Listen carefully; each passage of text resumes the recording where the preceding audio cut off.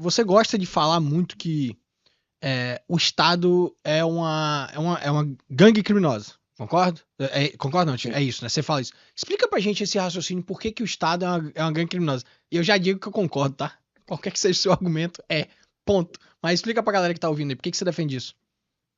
O Estado moderno é uma gangue criminosa porque ele não nasce do consentimento dos governados. O consentimento dos governados é uma condição para uma governança ser justa. Isso vem dos escolásticos, da escola de Salamanca, que são os precursores da escola austríaca. No momento em que nós temos uma gangue que cobra taxa de proteção, nós não temos mais um protetor, nós temos uma máfia. Então, se os indivíduos conseguem se organizar para criar um corpo de governança que goze da legitimidade do consentimento dos governados, nós temos aquela sociedade política no sentido antigo medieval, que seria a organização da sociedade voltada para o bem comum. Mas Uhum. e se essa sociedade voltada para o bem comum, política, se corrompe? Então é necessário que os indivíduos tenham a liberdade de saída, a liberdade de associação e desassociação. Ora, se existe uma agência que roga para si o monopólio da proteção, obriga o cidadão a financiar essa proteção e proíbe esse cidadão de procurar uma agência concorrente, então ele não é uma agência de proteção. Ele é uma agência de achaque, ele é uma máfia. Isso é a definição de uma gangue criminosa. O Estado moderno é definido, weberianamente falando, como monopólio da força. O monopólio da força, para mim, é sinônimo de uma máfia que cobra taxa de proteção. Cara, realmente, realmente. Agora você falou do Estado moderno. O Estado antigo, não? A forma como O ele Estado surgiu? antigo ele se corrompeu, ele não era perfeito, ele era um problema sério, mas a tradição aristotélica tomista ela tem uma concepção diferente da própria terminologia da palavra Estado. Hoje, Estado é encarado como uma instituição que não tem relação com a composição cultural do povo, ela é uma instituição burocrática pura e que, portanto, se impõe sobre as formas orgânicas de organização social baseadas na etnia, na cultura, na língua, no consentimento, no comércio. O Estado medieval, ele não era desenhado dessa forma. O Estado medieval, ele era uma derivação da organização espontânea das comunidades locais, começando pela família, passando pelos clãs, passando Uhum. pela organização local das cidades. Então, a ideia de Estado medieval é a ideia de uma sociedade política organizada. A ideia de Estado moderno é uma instituição burocrática monopolista. Então, o Você Estado tem. moderno é, por definição, uma gangue. O medieval não, embora na prática ele tenha se corrompido. Ah, em relação a sistema, enfim, político de governo e tal, etc. Qual é a sua posição, assim, enfim? Não sei se você é um fã da democracia, né? Não, Então. definitivamente não. Então fala pra gente aí, por favor. Não, eu sou monarquista, né? Mas por que eu sou monarquista? Não é porque eu deixo de ser anarcocapitalista. É porque eu acredito que no anarcocapitalismo haveria concorrência entre bens. Segurança, justiça, transporte, educação são bens. Nós, anarcocapitalistas, defendemos a livre concorrência nesses setores, Fato. desde que observados certos princípios morais. Então, é claro que quando eu falo em concorrência de justiça, não é subornar juiz, não é passar por cima da lei natural e comprar a liberação do aborto, que é um crime inominável, mas seria concorrência na prestação de serviços de justiça. Então, tribunais, agências de arbitragem, ou assembleias de cidadãos que se juntam para prover segurança jurídica uns aos outros, como eram os things na Islândia medieval, isso são formas de concorrência de serviço de justiça. Isso eu defendo. E da mesma forma, eu não vejo por que impedir o indivíduo de se submeter a um governo. Se ele quiser se organizar e se submeter a um governo, é um direito dele. Claro, Inclusive, eu acho que é a forma mais prudente de organizar a sociedade. claro. E como haveria concorrência entre governos, eu diria que a concorrência faria emergir o melhor tipo de governo, que para mim é a monarquia. Por que a monarquia é superior? Porque São Tomás de Aquino escreve isso no De Regno. Ele fala que um barco funciona melhor quando existe a unidade de comando num capitão desse barco. É claro que essa unidade de comando precisa respeitar o conhecimento específico dos marinheiros, dos oficiais. Então você tem uma aristocracia, que é o corpo de oficiais do barco, e você tem a politia, que é a organização das pessoas interessadas no bem comum do barco, que seria o marinheiro raso, o marujo. Então ele tem essa forma mista de governo, que é encabeçada por um monarca, que tem na aristocracia o seu freio, e que tem no povo, na politia, a participação popular como um mecanismo de correção caso a monarquia se corrompa. Legal. Tem uma defesa também muito forte sobre a questão da monarquia, que é pelo. A democracia, o desse que falhou é do Hope, né? Se eu não me engano. É o Hope, né? É. Isso. Uhum. E ele traz também a questão da propriedade, no sentido de que o monarca, por ele ser o proprietário de toda aquela terra, ele tem uma preferência temporal em manter aquela propriedade ativa e perpétua.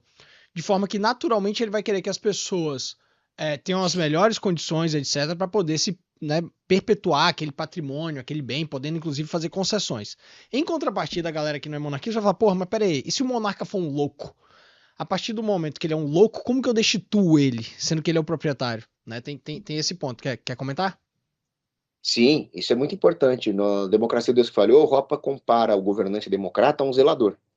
Um zelador, ele não tem interesse na perpetuação da propriedade. Imagina um zelador de um prédio, por exemplo. Mesmo que ele seja honesto, bem intencionado, e existem políticos honestos e bem intencionados numa democracia, ele não tem um incentivo econômico para pensar no longo prazo desse prédio. Mas muitas vezes ele tem um incentivo perverso. Não que todos sejam perversos, mas ele pode ter um incentivo, por exemplo, de encher o bolso, de se locupletar, mesmo que isso custe o futuro daquele prédio. Pensa nisso num país. Um Claro. democrata, muitas vezes, vai fazer um projeto de curto prazo para ser reeleito, para favorecer o partido, e não vai pensar no futuro de longo prazo do país. Já o monarca, ele vai pensar dinasticamente, ele vai pensar no que ele vai deixar Sim. para o seu sucessor. Então, esse pensamento dinástico faz com que haja um pensamento no bem de longo prazo de um reino. Então, claro que existem monarcas ruins, como Filipe IV, que foi um lixo, Uhum. e existem democratas bons, como Gabriel Garcia Moreno, que era um governante de uma república e que era bom. Mas isso são exceções. Nós estamos falando aí na tendência Uhum. sistêmica do desenho de incentivos. Claro. Então, esse é um problema muito grave das democracias. Numa democracia, o que você faz se um governante for ruim? A cada 4 anos nós votamos em outro. Mas na prática, as opções são limitadas. Na prática, a ideia de votar em outro não significa que o indivíduo tem realmente controle sobre o seu destino, mas ele é um voto diluído num sistema. Na Fato. prática, significa que as pessoas vão simplesmente se contentar com o que elas pensam ser o menos pior. E como a preferência temporal das pessoas, né, essa insegurança jurídica da democracia também é alta, elas vão pensar o seguinte: olha, eu preciso me proteger aí a curto prazo, vou votar num político que me beneficia, mesmo que ele não beneficie o todo, e a sociedade se divide em grupos de interesse que brigam entre si. É a corrosão do tecido social. Se o monarca for ruim, aí acontece o contrário. O povo se une contra esse monarca, porque aí é de interesse de todos destituir o monarca ruim. Em vez de ter a destruição do tecido social, você tem a coesão do tecido social. Aí como é que você destitui o monarca? Essa Você pergunta é pode boa. ir desde você pode ir desde o regicídio, vamos falar assim, sem papas na língua, né? Quando a Uhum. Mariana falava, se o monarca for perverso, se ele destruir a base monetária, por exemplo, você pode decapitar o monarca. Esse é o regicídio de Juan de Mariana.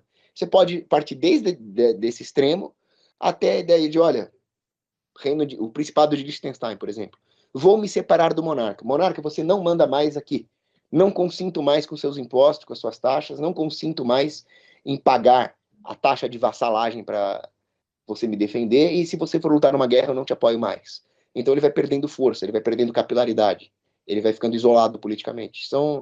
E aí, dentro desse espectro, você pode fazer coisas intermediárias também. Boicote econômico, você Claro. pode ter mais poder na aristocracia e menos no monarca. Só que isso tudo parte de um princípio barra valor, direito, enfim, fundamental, etc.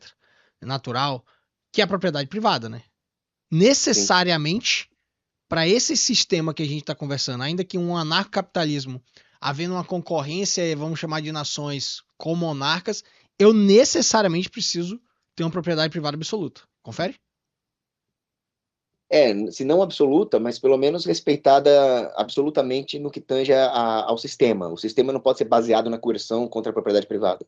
Se houver alguma violação específica da propriedade privada, tem que ser uma exceção, uma coisa pontual e o proprietário tem que ser indenizado. Tá, mas aí via contrato da autonomia das partes, né? Assim, de novo, se é uma lei imposta pelo Estado, qualquer que seja o modelo dele, quanto a essa exceção, eu já vou atacar. Eu não vou ter a opção, igual hoje no Brasil. Eu não tenho opção hoje no Brasil de discordar do IPTU. Ponto. O Nesse. IPTU já seria uma coisa. O IPTU, na sua própria concepção, ele viola a lei natural. Porque o IPTU Total, implica em você total. não ser proprietário da sua propriedade. Significa que Claro. você é um inquilino do Estado. Isso é Perfeito. contrário à instituição da propriedade privada. Um IPTU nunca poderia existir no anarcocapitalismo. Agora, Tá, o mas que pode qual existir seria é a o seguinte, exceção que permitiria alguém tomar a minha propriedade no anarcocapitalismo? vamos supor que você, o velho exemplo da piscina, né? Vamos supor que você seja proprietário de uma piscina olímpica na sua mansão e tem uma escola cheia de criança pegando fogo e um helicóptero dos bombeiros fala, bom, vou pegar a água da tua piscina. E aí você fala, não, é minha propriedade. Eu diria que o bombeiro vai pegar a água da sua piscina sim, vai salvar a vida das crianças e depois vai te indenizar. Mas eu diria que a vida das crianças está acima dessa ideia absolutista de propriedade privada, Eu né? entendi.